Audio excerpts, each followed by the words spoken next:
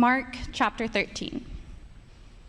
As he was going out of the temple, one of his disciples said to him, "Teacher, look, what massive stones, what impressive buildings." And Jesus said to him, "Do you see these great buildings? Not one stone will be left upon another. All will be thrown down."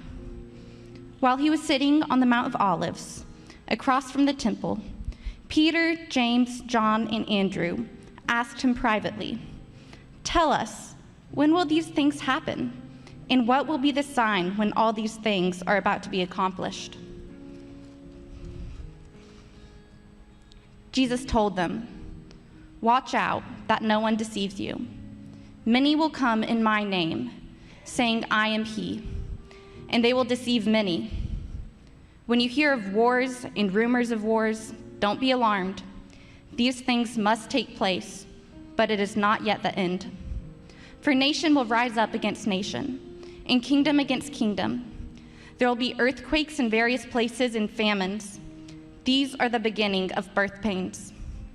But you, be on your guard. They will hand you over to local courts, and you will be flogged in the synagogues. You will stand before governors and kings because of me, as a witness to them. And it is necessary that the gospel be preached to all nations. So when they arrest you and hand you over, don't worry beforehand what you will say, but say whatever is given to you at that time, for it isn't you speaking, but the Holy Spirit. Brother will betray brother to death, and a father his child. Children will rise up against parents and have them put to death. You will be hated by everyone because of my name, but the one who endures to the end will be saved. When you see the abomination of desolation standing where it should not be, let the reader understand. Then those in Judea must flee to the mountains. A man on the housetop must not come down or go in to get anything out of his house. And a man in the field must not go back to get his coat. Woe to the pregnant women and nursing mothers in those days. Pray it won't happen in winter, for those will be days of tribulation, the kind that hasn't been from the beginning of creation until now and never will be again. If the Lord had not cut those days short, no one would be saved. But he cut those days short for the sake of the elect whom he chose. Then if anyone tells you, 'See, here's the Messiah, see there,' do not believe it. For false messiahs and false prophets will arise and will perform signs and wonders to lead astray, if possible, the elect. And you must watch. I have told you everything in advance. But in those days, after that tribulation, the sun will be darkened and the moon will not shed its light. The stars will be falling from the sky and the powers in the heaven will be shaken. Then they will see the Son of Man coming in clouds with great power and glory. He will send out the angels and gather his elect from the four winds, from the ends of the earth to the ends of heaven. Learn this lesson from the fig tree. As soon as its branches becomes tender and sprouts leaves, you know that summer is near. In the same way, when you see these things happening, recognize that he is near, at the door. Truly, I tell you, this generation will certainly not pass away until all these things take place. Heaven and earth will pass away, but my words will never pass away. Now, concerning that day or hour, no one knows, neither the angels in heaven nor the Son, but only the Father. Watch, be alert, for you don't know when the time is coming. It is like a man on a journey who left his house, gave authority to his servants, gave each one his work, and commanded the doorkeeper to be alert. Therefore, be alert, since you don't know when the master of the house is coming, whether in the evening or at midnight, or at the crowing of the rooster, or early in the morning. Otherwise, when he comes, suddenly he might find you sleeping. In what I say to you, I say to everyone, be alert.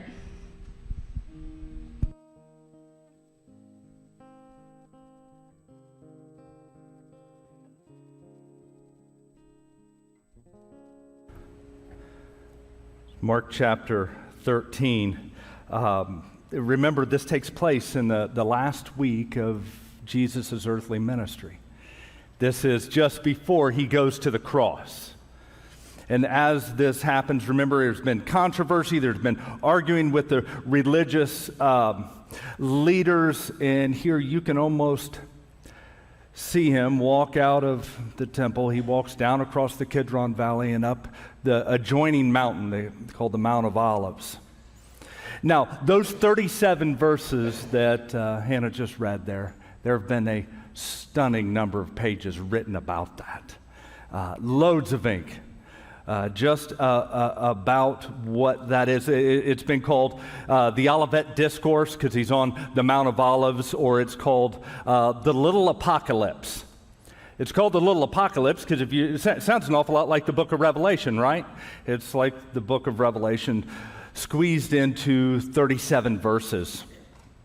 And who's kidding who? We love us a good apocalypse.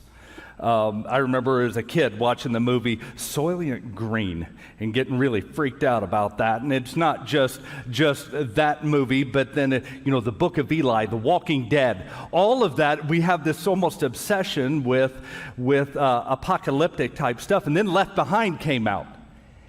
80 million copies. 80 million. Now, I might not line up exactly with the way that happens, but it got a lot of people thinking.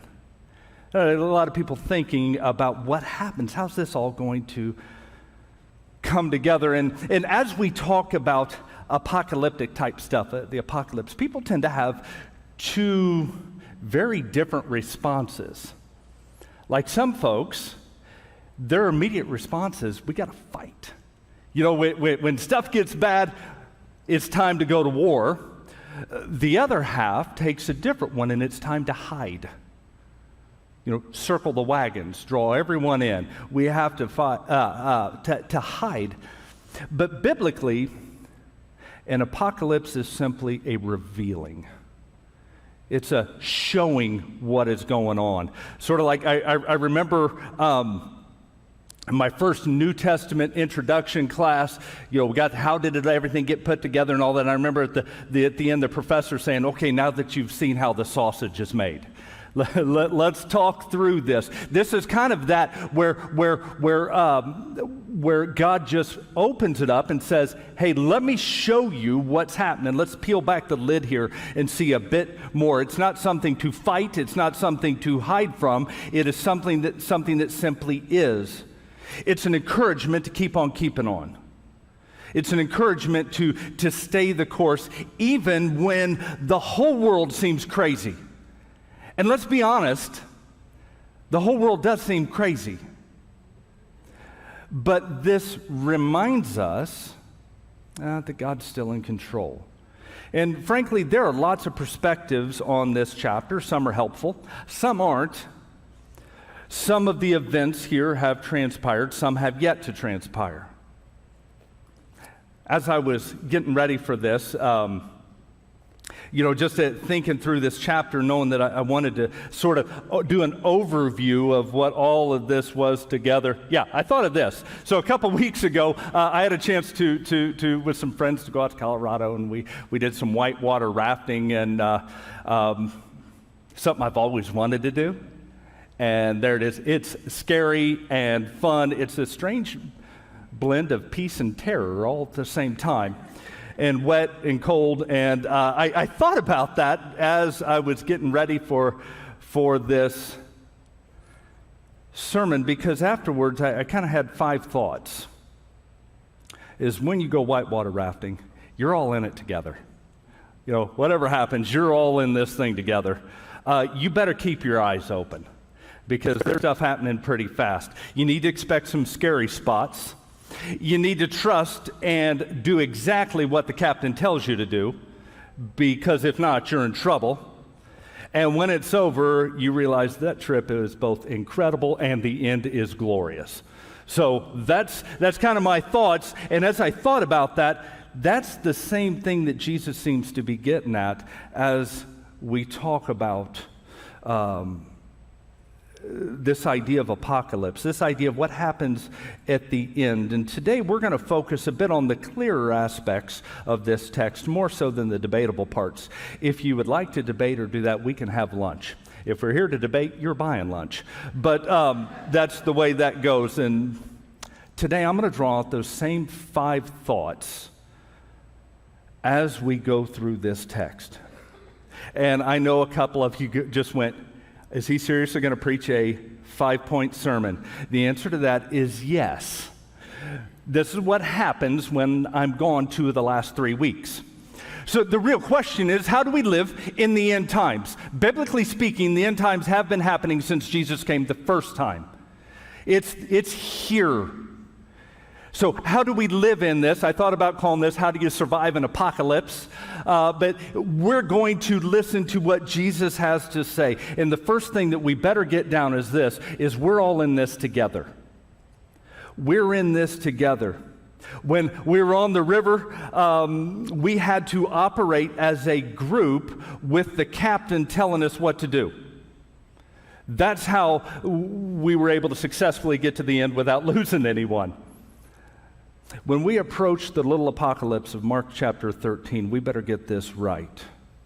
We're in this together. When that conversation happens at the very beginning of the chapter, one of the unnamed disciples says, Teacher, are those buildings beautiful? He's kind of enamored with the temple. And Jesus says, I tell you that not one of that's just not going to last. That's in the singular. He's speaking to an individual disciple. When he changes from there, all of those yous are now in the second person plural. So it changes from talking to one to talking to all of those who were following Jesus. When I say second person plural, I get some of us, we haven't been in school in a while. Depending on what part of the country you're from, that could be y'all, yous guys, or I had some family in Kentucky, it was youans. He's talking to all of you. That's so whenever we look at this, we have to realize he's talking to all of those who are following him. We tend to privatize our faith. This was tough for me to wrap my mind around when I first came to this. The original hearers of the gospel, the original recipients of this would have struggled. As a matter of fact, it would have been nonsensical to speak of a personal Lord and Savior. That wasn't a way that they thought. They thought of a people. So we tend to think of Jesus coming down, coming into my heart, washing my sins away. All fantastic.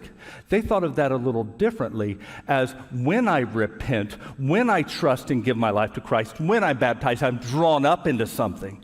I'm drawn into a people, or as the Bible would say, a kingdom. That kingdom consists in smaller groups they call churches. So they wouldn't have thought individualized in their faith. They would have thought that when I come to faith, I'm a part of something bigger. So when people call me, and if you ever, please, I'm going to just save you this conversation.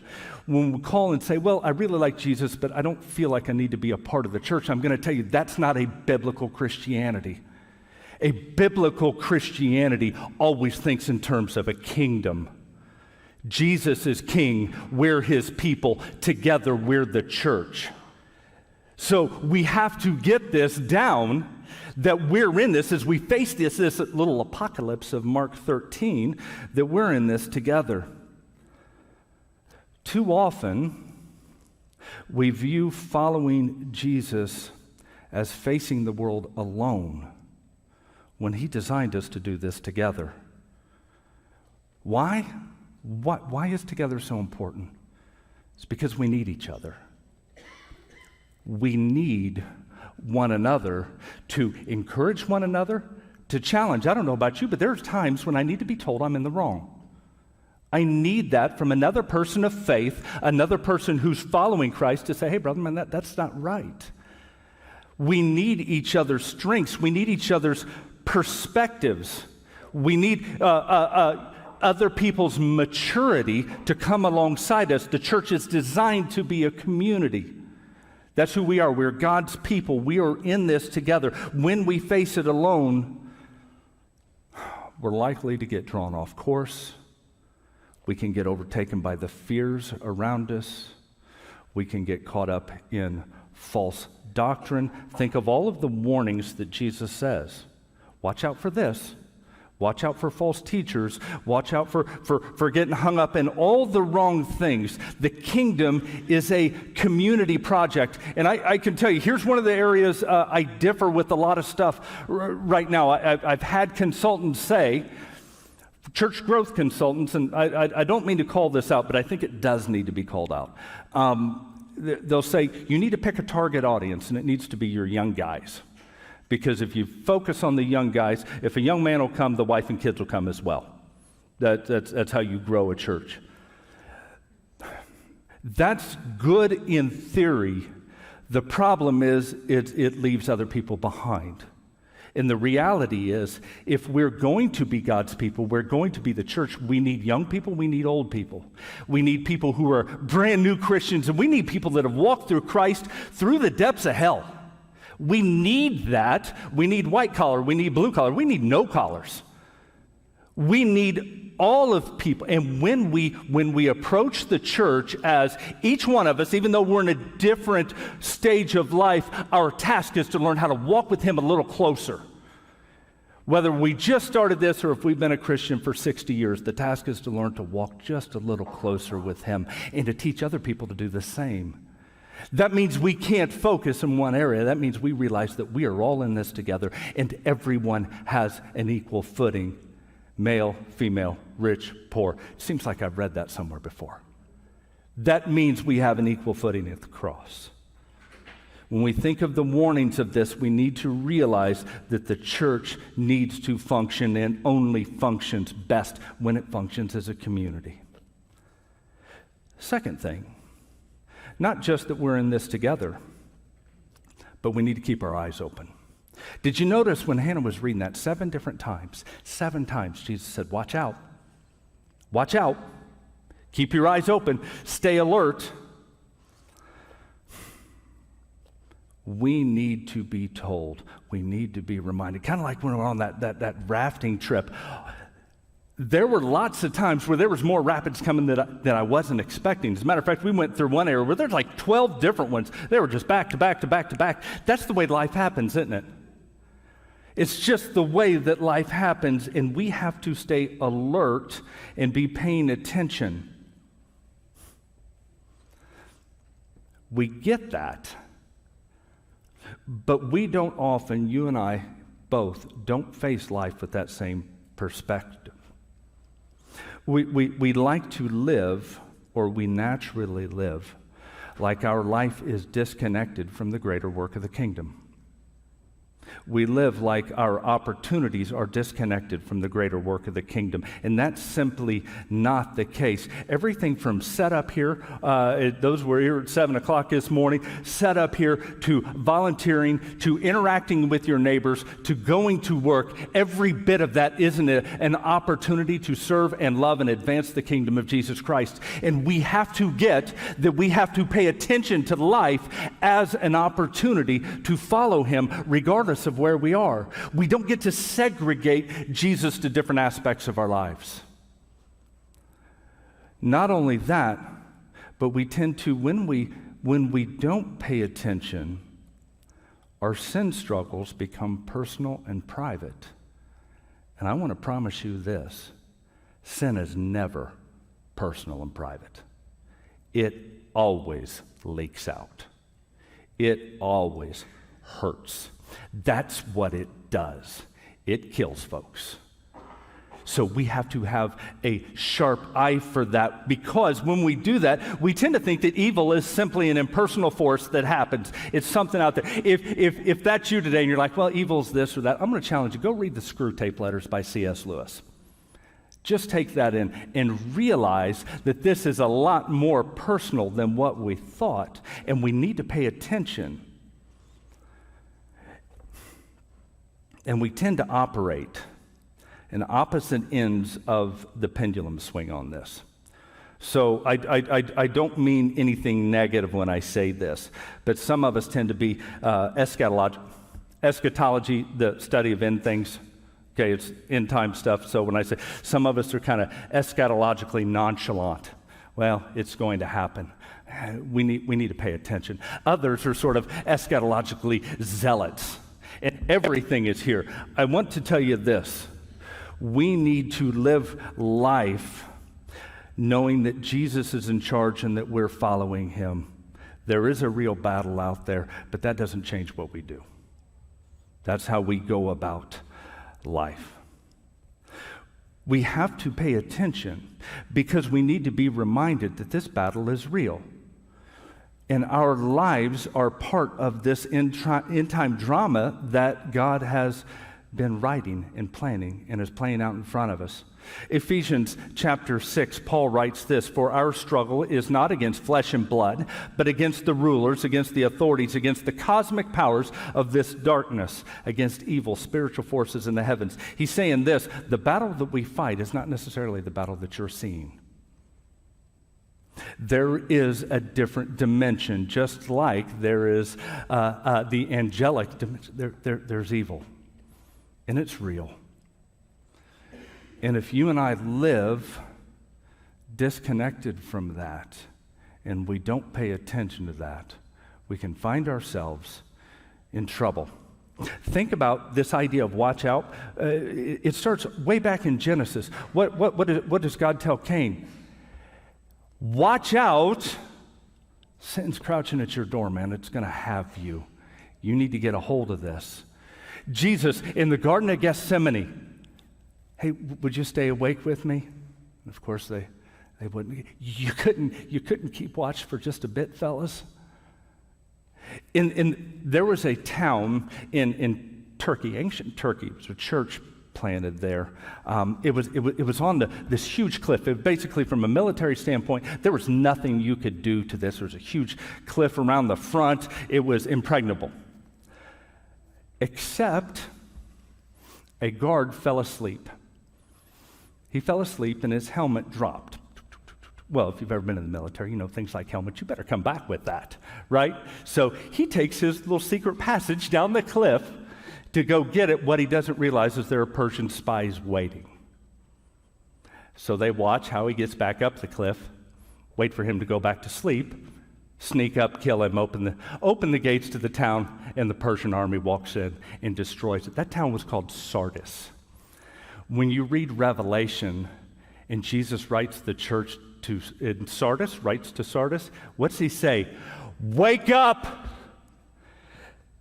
Don't nod off. I'll show up in the middle of the night. Don't do this. This idea that you and I need to pay attention to life from this perspective. You see, because if we are attentive and we recognize that are opportunities to advance the gospel and also opportunities to booger it all up. It provides a filter to understand the news. It provides a filter to understand events. It provides a filter for us to see the world through when we get that. And when we do, it keeps us on point. It keeps us sharp. If we aren't attentive, we disconnect. We know Jesus is real here, but we act like he's completely separated from our lives. We fall into other tangents that we've got no business being a part of. And honestly, we lose our resolve. Jesus says, watch out. There are going to be religious struggles. If you pay attention to that list he gives, there's going to be religious struggles. There's going to be false doctrine folks going, hey, here he is. Here's what's happening. You got to trust me. He says you can't fall for that. There are going to be national problems, natural problems, all sorts of things. And all you have to do is turn on the news to see it. Just turn on the news. You see it everywhere. We follow false messiahs, people that we assume are going to save us. We see natural disaster everywhere. We see wars and rumors of wars. We live this reality. Those are to be expected, but those are simply signposts. They're neither an excuse to hide or to go on an attack. This is the way we live because the Christian life requires attention and it requires trust. At the end of the day, we're convinced that God's way, God's Christ, and God's people will be vindicated in such a conclusive manner that the whole world will see and know that he was right. Or as the Bible puts it, every knee will bow every tongue will confess that Jesus is Lord, to the glory of God the Father. For now, he says, keep your eyes open. Stay alert. Watch out. The third one, expect some scary spots. We take off on this whitewater rafting cruise, and one of the first things that the captain of the boat, I forget what he was called, so I'm just going to call him the captain. I was in the Navy. That makes sense to me. The captain says, hey, watch out here. We got to stay away from the left side because the government has put in, they wanted to stop erosion, so they put in concrete here, and there's rebar sticking out all over the place. So if we go cruising to the rebar, you're in trouble. So you know what's in my mind? We're not going to the left side. I'll do everything in my power to keep us over here. There's some scary spots, and Jesus makes a point here in this text to show us there are scary spots. I want to get technical, Bible study technical for a minute. If you're not into technical, it'll be over in just a second. If you show this picture, in not that picture, there's something called well, it's got a fancy name that really doesn't matter. But there's a way in the ancient world where you would write in pairs. You would write in pairs in order to get you to somewhere specific. And that in a world where not a lot of people read, it was an easy way to memorize. Hey, here we go. There it is. So if you look at verses 5 and 6, there's deceivers, watch out. The next one, there's going to be international wars. When you hear about this, don't go running towards it. In the center, we deal with persecution. And then he backs out. Now there's going to be not just international wars, there's going to be wars right here. And then there's going to be deceivers. Watch out. Do you see the way that the text works? When that happens in a text, and this happens all through Scripture, when that happens, when they write in that way, it's an ancient way of saying, here's where I want you to focus. I want you to focus right there in the middle. So there's need to watch out. There's going to be wars. Here's the point. There's going to be wars. Watch out. It's the way the text works there in verses 5 to 23. So listen to verses 9 to 13. This is the center. This is exactly what Jesus is driving to here. Think about this idea. There's going to be scary spots. He says, but you be on your guard. They'll hand you over to local courts, and you will be flogged in the synagogues. You will stand before governors and kings because of me, as a witness to them. And it is necessary that the gospel be preached to all nations. So when they arrest you, hand you over, don't worry beforehand what you'll say, but say whatever is given to you at the time. For it isn't you who's speaking, but the Holy Spirit. Brother will betray brother to death, and a father his child. Children will rise up against parents and have them put to death. You'll be hated by everyone because of me, but the one who endures to the end will be saved. That's the center of that text. That's the whole point. And when you think about a family, there's nothing really closer than a family. And Jesus is saying this gospel is so divisive that it is going to tear families apart. It is going to literally tear families apart. And you need to know this going in. The reality is, no one likes trouble. I mean, no one really likes trouble. And we all like the idea of a Christian society. And honestly, if we're being real honest here, we kind of pine for a time in the past where we think that, we were more Christian. And the reality is, I'm not sure we were more Christian. I think we just hid it better. I think we hid stuff better in the past than we do now. The church is always designed to be countercultural. The church will always counter the culture. It has to. If it doesn't, it's not following Christ. If you find somewhere that you fit in, you're like, man, this is an awful lot like Christianity because they believe exactly what I believe, it's likely that you're not following Christ real close. Because darkness never likes light. It simply doesn't. And there's no way around that. As Christians, we need to get this. We better expect trouble. And here, this isn't general trouble because let's face it, problems happen, right? Problems do happen, stuff way out of our control. And sometimes things happen, and sickness happens. Disease is no respecter of a person. But this trouble that he's talking about it comes from following Jesus. We can't just lump everything in this. We need to be specific here. He's saying, when you follow me, it's going to cause trouble. When you try to follow Christ in a workplace, and it causes a problem. When someone wants you in a workplace to do something that goes against your morals, and you say, I'm not willing to do that, and it causes a problem. When you try to follow Christ in your neighborhood and it causes a problem. When there's family struggle because you're attempting to follow Christ in a certain way. Jesus says, don't you worry about what you have to say at that point, because I'm going to help you. Don't worry about that. I've got you even in that time. We need to get this, and Jesus' physical absence doesn't indicate that he's gone. He says, trust me. Trust me in those times. And he does promise divine help, but he doesn't promise divine deliverance. Let that sink in. Because whenever we're in trouble, especially if we're trying to do the right thing and trouble happens, you're like, God, just get me out of this. I mean, that's what I want. He says, I'm not promising that.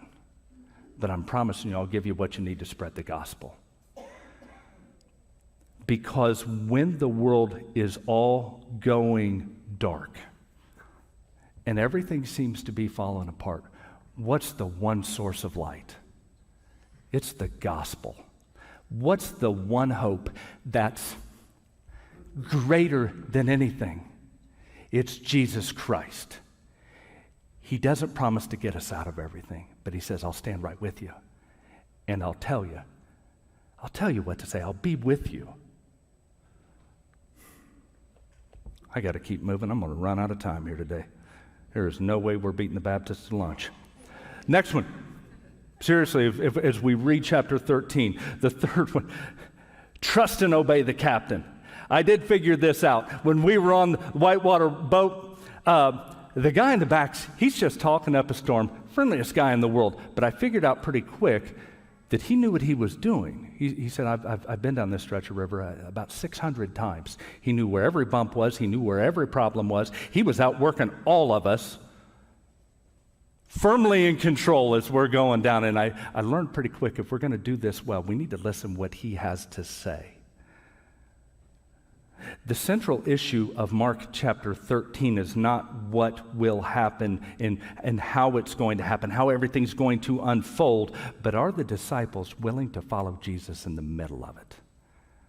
Are they willing to listen to the captain and take his way when everything seems to be falling apart? And here's the rub, because when things get hard, I tend to listen to people that already agree with me. I tend to listen to folks I align with. If I don't like what one particular part of the government is doing, I automatically start listening to the ones that already agree with me. When I don't like what's happening, I align with people that are going to agree with what I already say. But the reality is that's probably not the wisest thing. I really need to hear what Jesus has to say on the matter. Because this is true.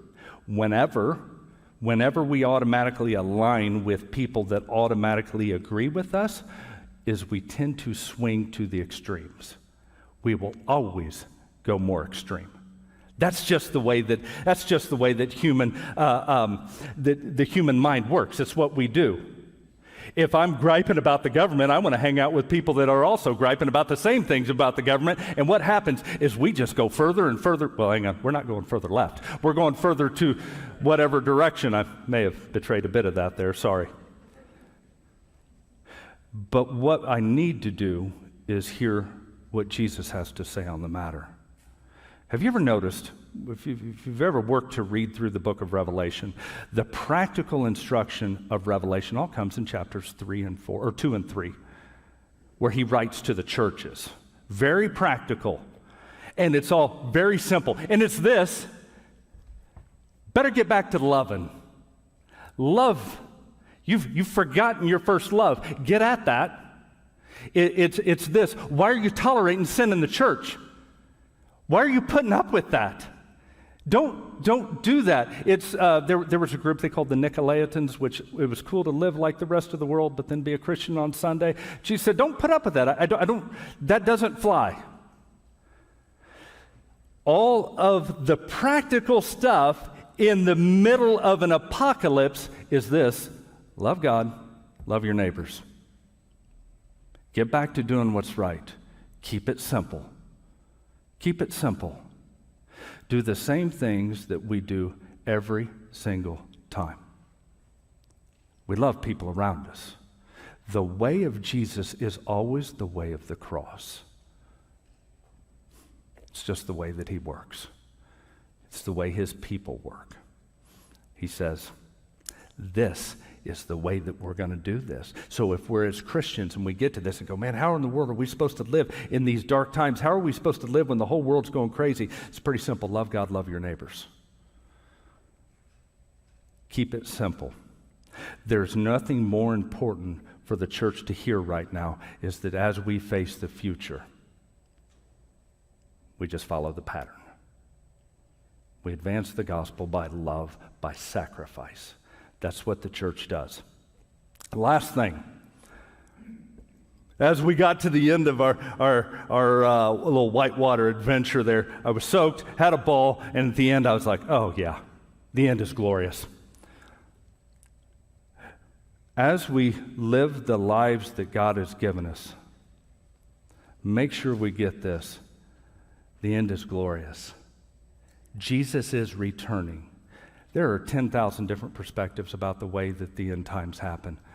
You know what? And honestly, there's lots of guys in every corner that are a whole lot smarter than me with a whole lot more letters behind their name than what I do, and I'm cool with that. Here's the one thing I'm going to insist on. Jesus returns.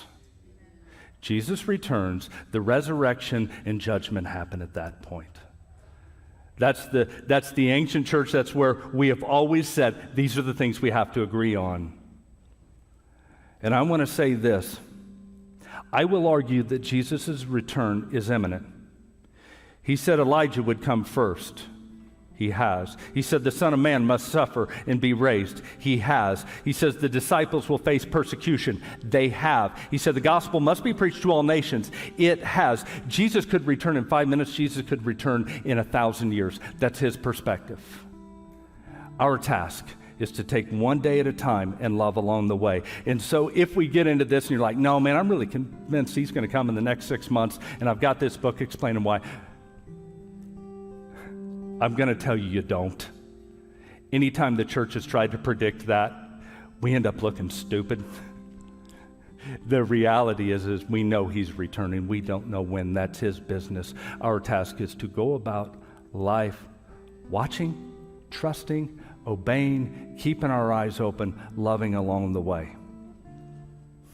Deuteronomy 29:29. The hidden things belong to the Lord our God, but the revealed things belong to us and our children forever, so that we can follow all the words of the law.